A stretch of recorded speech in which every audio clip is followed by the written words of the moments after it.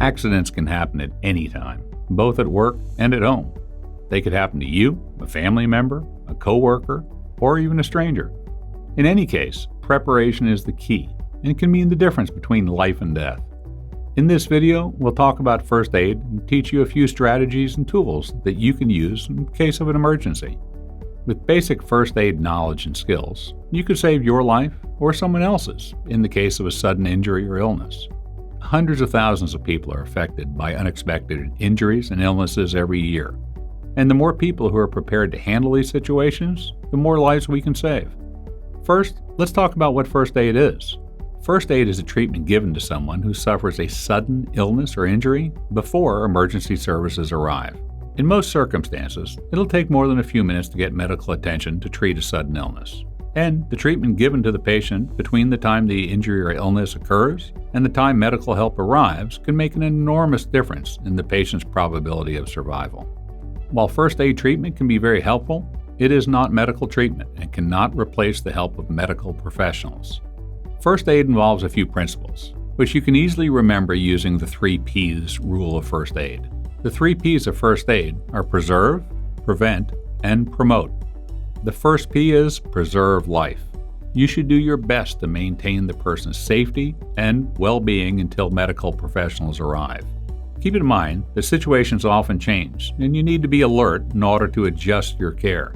Following the care cycle of treating, reassessing, and treating the patient will help you preserve the patient's life by providing care in the right priority.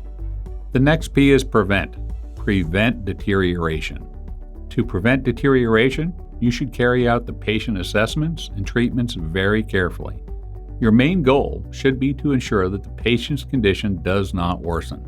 If you cannot make the situation better, focus on preventing it from becoming worse.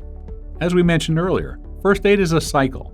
You should continue to reassess the situation and provide appropriate care until medical professionals arrive. The final P is promote. Promote recovery. To promote recovery, you should provide first aid in accordance with your knowledge and skills. Determine what should be done immediately. Should you provide first aid immediately, or does the situation allow for you to call a medical professional or ambulance first? Every situation will be different, and part of first aid is simply using common sense. Take a moment to assess the situation before acting and determining the priorities, providing care, arranging for medical professionals to arrive, and providing the patients with reassurance through verbal communication and appropriate care. Reassurance is important. Keep in mind that if you're worried about the situation, the patient is probably 10 times more worried, and they'll depend on your verbal and nonverbal cues to feel better or worse about the situation. So one of the priorities while giving care should be to stay calm. So do your best to remain calm and provide the patient with reassurance. The best decisions are made when you are calm and collected. If you're feeling overwhelmed and unsure of what to do, take a deep breath and then reassess the situation. Now let's talk about first aid kits. It's very important that you know exactly where the first aid kits are located at your facility. If you're not sure, ask a supervisor. It's also important that you know what's in your first aid kit. Don't wait for an emergency situation to get acquainted with it. Knowing what tools you have and how to use them will help you provide care. Every second counts in an emergency situation. Your first aid kit should contain gauze pads, adhesive bandages, wound cleaning agents, scissors, tweezers, adhesive tape, gloves, resuscitation equipment, elastic wraps, splints, and directions to request emergency assistance. You never know what tool you could need for the next emergency, so it's very important that your first aid kit is fully stocked. If you ever remove something or notice that the first aid kit is running low on supplies, notify your supervisor. Personal protective equipment might not be the first thing you think about when performing first aid, but it's important as it can provide a barrier between you and any potentially infectious bodily fluids, as well as protect your patient from any hazards that you might pose. First aid kits should include gloves, most likely made out of nitrile or vinyl. Latex gloves are also an option, but they aren't recommended due to potential allergies. You should use gloves whenever possible, as they'll protect both you and the patient. CPR breathing barriers are another form of first aid personal protective equipment. These barriers should be used to protect yourself, to prevent any blood, vomit, or saliva from entering your mouth while giving a patient CPR. There are two types of barriers you might use: a pocket mask and disposable barriers. Before you start thinking that these barriers might get in the way or decrease your ability to provide CPR, let me tell you that pocket masks are actually 90% more effective than providing mouth-to-mouth. To use a pocket mask, place it over the patient's mouth and ensure that you have a tight seal. Next, open the mask's airway and ventilate it. Allow each one of your breaths to last 1 second. If the mask comes with gloves, wear them. Disposable barriers may also be used if a pocket mask isn't available. To use it, place the mouthpiece on the patient, peel back the plastic, and then ventilate it for 1 second. And keep ventilating, allowing each breath to last 1 second. Let's talk about disposal, which is especially important when dealing with biohazards and sharp surfaces. You should use a biohazard bag to dispose of any contaminated materials, and a sharps disposal container for any sharp surfaces such as needles or broken glass. Always follow your company's disposal procedures. Now let's discuss the most common type of workplace injuries: minor cuts and scrapes. While treating cuts and scrapes, remember the CTCP sequence. The steps you should follow are clean, treat, cover, and protect. The first thing you should do is clean. First, clean yourself and then the patient. It's very important that you use a hand sanitizer to clean your hands before touching a patient's wound, but obviously clean hands inside of gloves are the best idea. Once you sanitize your hands, disinfect the patient's wound. If they have an open wound, your first aid kit may have wipes or liquid disinfectant to use. Next, treat the area with antibiotic ointment or cream. Make sure to check with the patient first and ask if he or she has any allergies. Then, cover the area with a bandage. If the area is small, you may use an adhesive Band-Aid. If not, you can use any of the specialty bandages provided.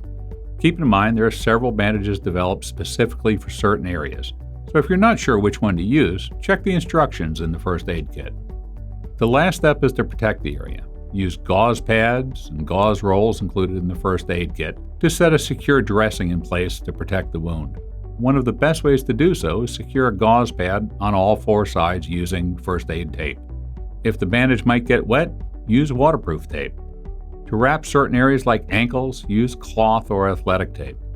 If the cut leads to major external bleeding, the situation could be life-threatening. So it's important that you or a coworker calls 911 immediately if anyone on the team is experiencing major external bleeding. Until a medical professional arrives, you should apply direct pressure to the wound to control the bleeding. Make sure that your hands are clean and in gloves, and that you use bandages to soak up the blood. If the bandage becomes soaked, add another one, but don't remove the soaked bandages, just keep piling them up until the bleeding stops. Aside from the loss of blood, one of the dangers associated with major external bleeding is the possibility of the patient going into shock due to the decreased oxygen supplied to the vital organs. In order to prevent this, elevate the patient's legs above the level of their heart and cover them with an emergency blanket. Doing so will maintain normal body temperature. Next, what about impaled objects? If you or a coworker suffers from an impaled object, the first thing you should do before inspecting or treating is disinfect your hands and put on gloves.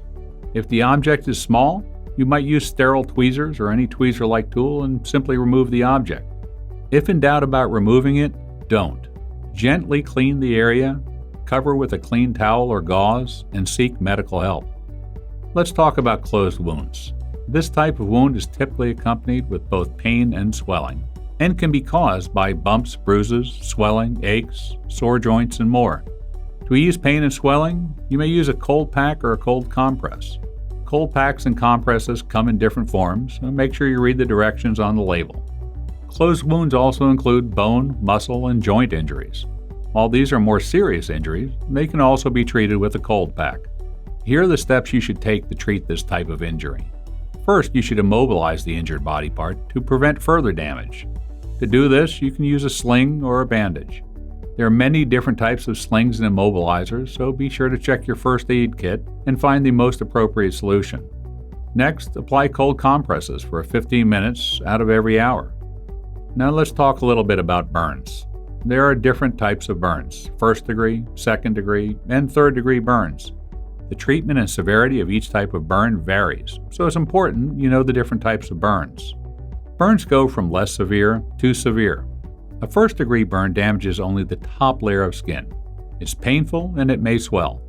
A second-degree burn damages both layers of skin, is even more painful, and will cause the skin to become red. Blisters and leaking may appear, and scarring may also occur. A third-degree burn damages both layers of skin, as well as nerves, blood vessels, muscle, and sometimes even bone. The area may become charred black or white. If you or a coworker suffers from third-degree burns, you should call emergency services immediately. To treat minor burns, cool the affected area with water for at least 15 minutes or until the pain stops. Next, dry the area and apply a burn cream to relieve some pain and prevent infections. There are different types of burn creams, including antiseptic and healing products that come in different forms, such as gels, sprays, or creams. Consult the label on each for more detailed information. Next, cover the affected area with a dry, non-stick, sterile dressing. In more extreme cases, heat shields or fire blankets may be wrapped around the victim to prevent burn progression, as well as to ease pain and protect against contamination. Eye injuries may also occur at work, so here are a few guidelines you can follow when treating yourself or a coworker. If the eye injury is chemical, the person should immediately flush the chemicals out of the eye until emergency services arrive. If it's caused by an airborne contaminant such as sand or dust, flush the eyes with water until they feel better. If the injury is caused by a large object that has entered the eye, put the person on their back and do not attempt to remove the object. Place a sterile dressing with a bandage to help support the object in place. We covered a lot in this video, but the most important thing to remember is to remain calm and collected and assess the situation before acting. The 3 P's of first aid again are preserve, prevent, and promote. As a first aid responder, your role is to preserve, prevent, and promote health until medical services arrive.